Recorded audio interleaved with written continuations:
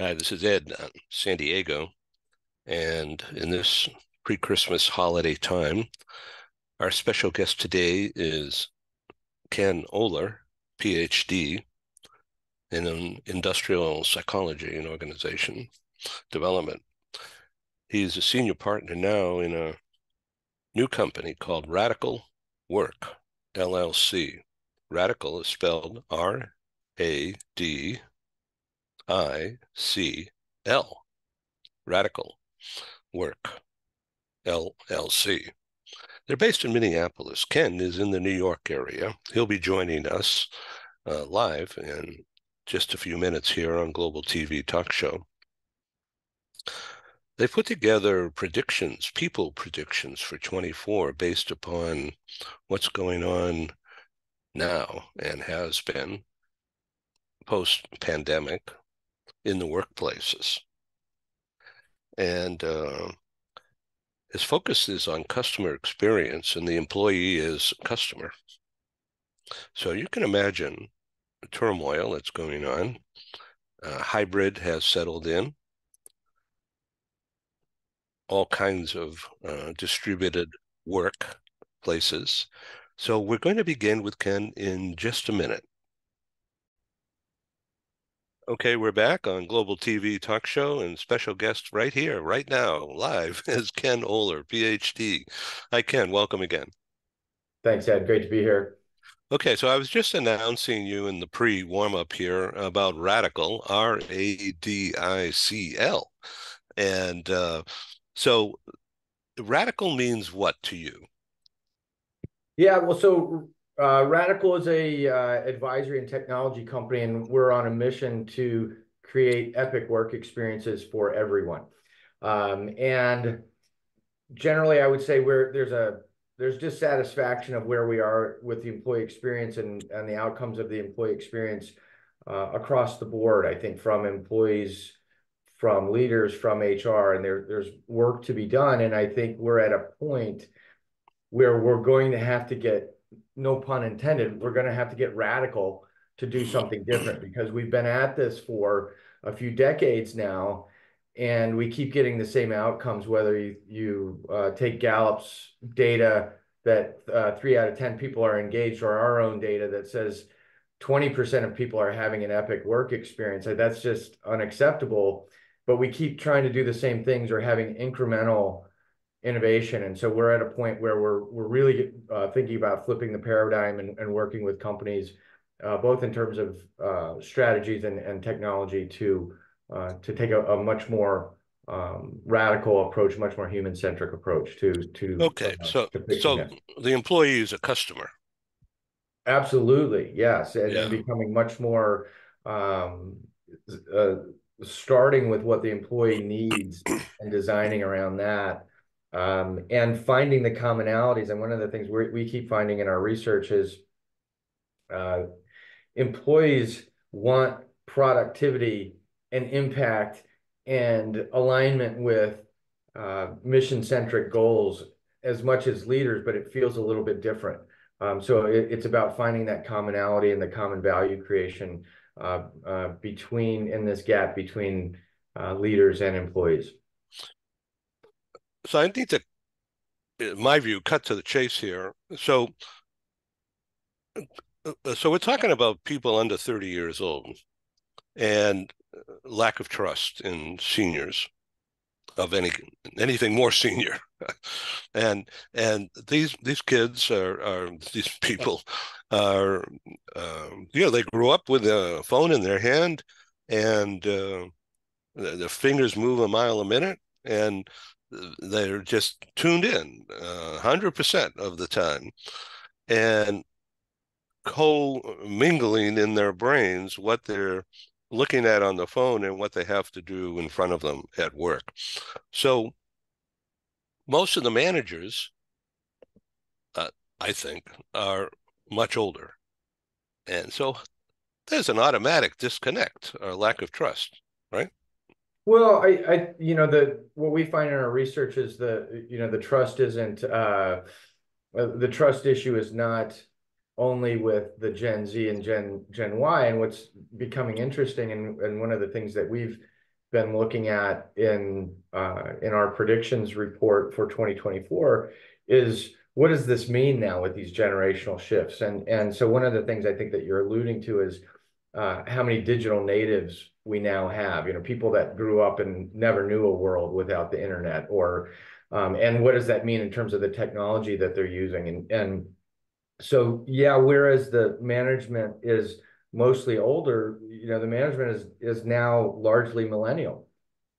So the millennials are also very much digital natives. So what we are seeing is the trend over time, and the bigger differences are um, comparing that with the boomers that are really now phasing out into retirement, and Gen X, and the preferences and the ways of working there. But you know, the trust issue between employees and management and the senior leaders is relatively pervasive across the generations. Okay, so this is evident in society for sure. And look what's going on in college campuses recently, and so politicized. And that's because of the media coverage. It's intense. It's just part of life. And so managers in a company with a distributed workforce, meaning hybrid is here to stay. And that means I could work from my desktop here in San Diego with you in New York area. And if we could, we'd have somebody from Dubai or India on the show as well. So is that called, that's not called co-locating, right? That's distributed, That's and true. Yeah, it's co-located would not a be. big deal, right? I mean, we do it. We've been doing it for 4 years. Voila. Yeah, and I mean this you're hitting on, you know, another one of our big areas in our predictions report is that um you know, depending on the media you read, you would think, well, everybody's going back to the office, or you know, there's a new report on this company is forcing people back to the office. The reality is, and if you read Nick Bloom et al.'s research, that you know, they track this monthly, that we've largely stabilized at about 30% work from home at this point. So we are stabilizing in a hybrid or work environment, which also means distributed. So you talked about geographic distribution, and one of the things we found in our research, we released a report on what we call fluid teams earlier this year, is that only 19% of people say that they're actually working on co-located teams, meaning their whole team is in the same office in the same location. So that really calls into question why we would force people back into the office as it is, when on the flip side, two-thirds of people are working on a distributed team across many geographic locations and or cross-functional teams that are likely also spanning beyond just their core team. So, you know, to your point, forcing people back into the office to get on Zoom calls really isn't solving the question at hand, I think, which leaders are looking for: connection, keeping the culture intact. But it's the wrong solution for the right problem. And so what that means is we have to think about new ways of keeping that connection and culture alive through different modes of work that, you know, frankly, have been around for a while. I mean, being on a video conference like this, and teams working across multiple locations, that's been around for a while. But so what that means is new routines of collaboration, when knowing when you do need to get people on airplanes or commute into an office to do creative collaborative work with a team across maybe multiple functions. That's very, very valid. But you know, just saying, well, everybody should be in Tuesday through Thursday arbitrarily, you know, peanut butter spread across everybody, you know, that's not really the right solution. So let's talk now about you for a second. You have a PhD in industrial psychology, organizational development, and Correct. that was a while ago. And so you're seeing applications from what they taught you at university back then. and all the preparation to achieve the PhD designation. And is that kind of a thing um, updated? Do you need to update yourself with the review board that it's still valid because of all the technology and AI and whatever? Well, I would say you have to keep doing research and keep working and understanding what's going on uh, to stay current and stay relevant. I was talking with some colleagues the other day, and largely the content of industrial organizational psychology or organizational behavior, the the inputs and the outputs are largely the same. It's in work, it is about how you structure work, how you bring teams together, why and how people are motivated, what leaders need to do, what are the drivers and enablers of this work. So those things have largely been the same since I started. What's changing significantly is the context and the modes of working. So, relative to the 1950s or the 1970s, when largely people were co-located and it was, pre-internet, pre-digital revolution, work was very different. The how, where, and what of work has changed significantly. But the concept of human behavior and human motivation, it's largely the same, but you have to understand you've got new inputs. So, what's the difference now that when you're the variable of, say, interaction of personality with a digital medium like a video conference versus face to face. For example, some of the research we're working on right now shows that personality has a pretty high level of prediction of whether someone wants to work remote or not, and even how they might want to communicate, meaning, like, do they want to communicate face to face? Would they rather communicate by chat, or communicate by even a shared document? And some of those things are the things you might expect, like introversion, extroversion, but there's also some other things in the personality profile. So, studying personality has been around since I started and before I started. But now we're asking new questions of, well, how does personality affect these new modes of working? So some of the stereotypes is that the younger generation, not all, of course, but many, are introverted because they're so concentrated on digital right in front of them, and that's how they grew up. And they didn't have time, or they didn't understand the need to develop interpersonal communication skills, not to be Yeah.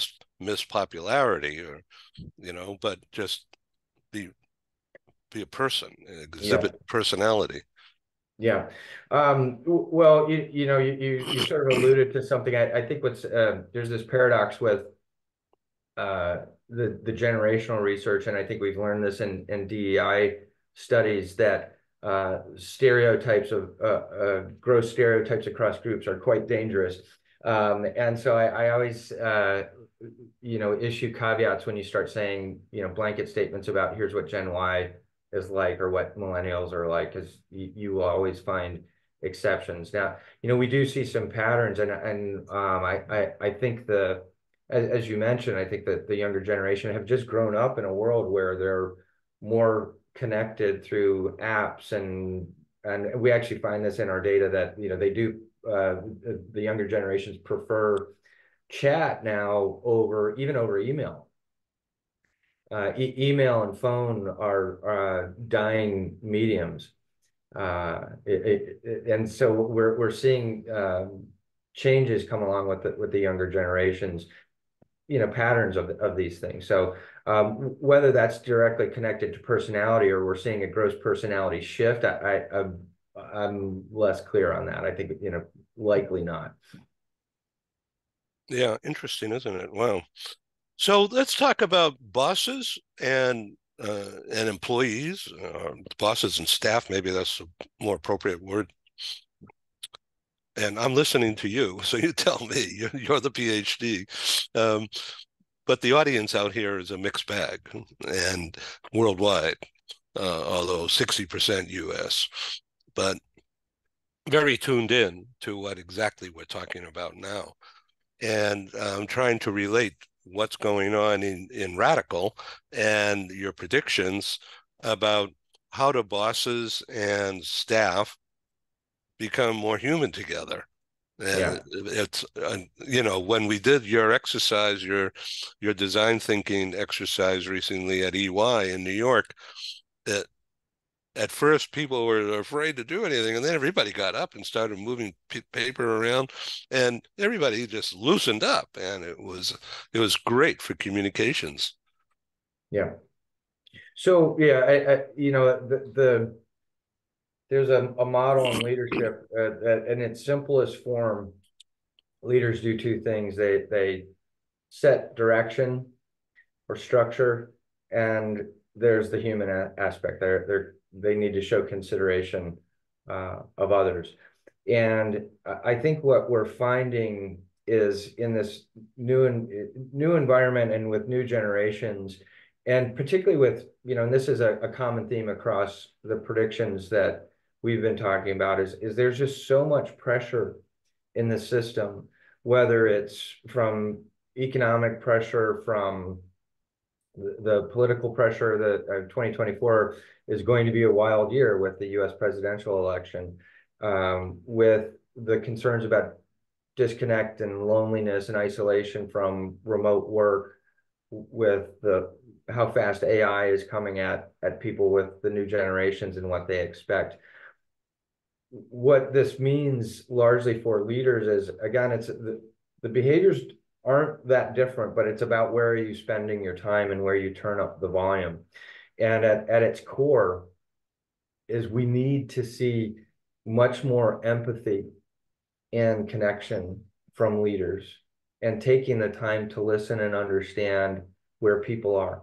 And I like to always say, well, leaders aren't just the folks that have the title CEO or vice president or director or whatever that may be. Everybody is a leader. And so there is a opportunity for all in the workplace to take a little bit more time and empathize with where people are in this current environment. And the other area that a couple other areas where I would say have always been around, but we really need to turn up the volume. The other one is being a connector. So in a more distributed world, that's less linear across, the way the HRIS files say that the organization is structured, when it's actually highly matrixed for most organizations. Leaders and others and everyone in organizations need to take more time to think about how can I connect this person with this person for both their individual betterment, but for the betterment of the organization. Where is there this 1 + 1 = 3 value to be had? The last place I'll say that we continuously see in our research that we need to turn up the volume a bit on is empowerment, and that this is again, it's always been there. We're seeing it as there's a generational shift, which is don't tell me how to do my job. But I do need direction. And I think that's been the thing with the empowerment. So I think too many leaders have just been like, okay, well, figure it out. People still need clarity of direction, but it's more about here's what this organization is all about. Here's where we're going. Here are the outcomes we would like to see, but I'm going to empower you because you're closest to this to figure out the best way to deal with it. And so I would say it's those three in combination: the empathy, connection, and empowerment. If we can turn up the volume on that and take a little bit of time before there's a rush to judgment or worse, rush to cancellation, I think we would be there's a big opportunity and we'd all be better off for it. This is really interesting. We're running out of time here, but we have a few minutes left. So I want to go back to the EY presentation, November 30th. Yeah. when you your one of your sub themes of your talk and your leadership in that session that struck me, uh, you came up with the phrase of how might we dot dot dot, how might we change something that's not working, how might we do this. That's really a genteel way of how do we get this done. Give me your input, feedback. And so, what do you address that a little bit in context of communicating how to do things rather than go figure it out, but how to do things, leadership? Yeah. So I did not come up with that phrase. I wish I had. How might we, as a an exercise in the agile or sprint framework and in a design thinking framework, where you're asking people to ideate solutions, Right. there is a subtlety in the language there. And you said, it's a nicer way to say, well, how do we get this done? Um, when you say, you could say, what should we do? How should we? And the word should has a connotation of there's a right answer or a wrong answer. And when you back up a bit and you ask people to say, how might we? It suddenly opens the aperture to get way more creative. And again, this fits very well with how we started this conversation about getting more radical, because I think it's very easy to sort of there's so much inertia in the system, and if you say how should we, that's when you start saying, well, should we use a 5-point performance management scale instead of a 3-point performance? So you're doing these incremental tweaks within what you think is already right, is already the way we should be doing it. Asking people and inviting people to say, how might we, invites them to be wrong. Yeah. But sometimes the stuff that sounds wrong at first is actually very right for the new way forward. So it's just a simple phrase uh, to invite people to be much more creative and ideate in ways that, are quote unquote outside the box. Interesting. So, one of the themes that came out of the EY meeting was the EY report, their survey results of customers, big corporate customers, about repositioning HR, repositioning talent mobility, repositioning the real estate that is Mhm. going unused. And so from that point of view, it's almost like the radical idea that you're talking about, just repositioning the old way. So part of all this, to me, brings up the necessity of the management staff. Like I'm old, so how can I relate to somebody who would be my grandson? Mm.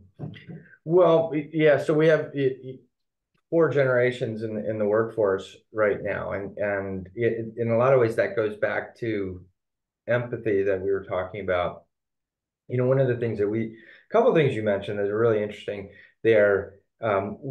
One is in our report we talk about all this business pressure that's in the system, and I don't think 2024 we're necessarily going to see the tailwinds just yet. I think we're going to continue to feel the pressure from the inflation that's in the system. It's still very expensive to borrow money with interest rates. 50% of CEOs from CEO magazine said they expect to be in a mild recession in 2024. So thinking about HR differently, as you talked about, or just thinking about people differently, there's a tremendous opportunity to optimize, to think about the whole system of HR and the people programs and reallocate. So a very quick example, as you alluded to, would be, well, what if we shrunk our footprint, our real estate footprint significantly, redesigned that office and took some of the money in the real estate that we saved and reinvested that in other areas that are going to, and that could be like travel budgets of when we do need people to come into the office. and thinking of new policies and programs to help people work in this distributed world, because we're not quite good at that yet. And there's an opportunity to actually spend less in aggregate, but spend it better. But it's going to take breaking down the silos and thinking about HR and the whole people ecosystem differently. So there's that side. That you had also asked about how do I work with someone who might be the age of my grandson or granddaughter. The thing with the talent pressures that are in the system and the multi-generational thing, and the fact that 65% of the workforce will be Gen Y, Gen Z by 2030, and boomers will largely be out of the workforce. Um, and everybody's got different preferences. And at the same time, we have these talent gaps. And at the same time, we're still looking at 8 out of 10 people not having an experience full of meaning, clarity, and connection. Again, it really pushes the individual to the forefront. So not even thinking about people in blanket averages of, well, this is a Gen Z worker, this is what they want. No, like, Ed, what do you want? How do you like to work? Um, Meaning, what time of day do you like to do your focus work? When do you like to do collaborative work? How do you like to do that? What types of technologies are the best ways to reach you? Text, email, or picking up the phone, or whatever it may be. Increasing use of shared documents is another thing that we're seeing. What is my personality profile and my work preferences?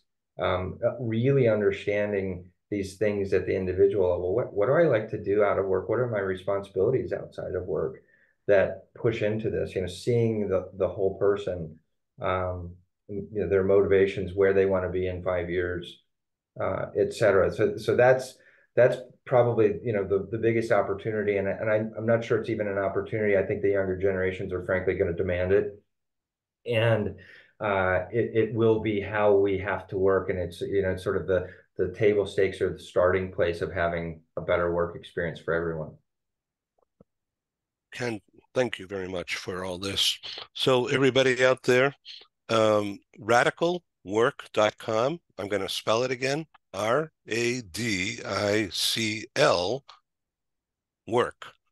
Radical with no I, no A. radicalwork.com. And info at radicalwork.com is how people can get more info.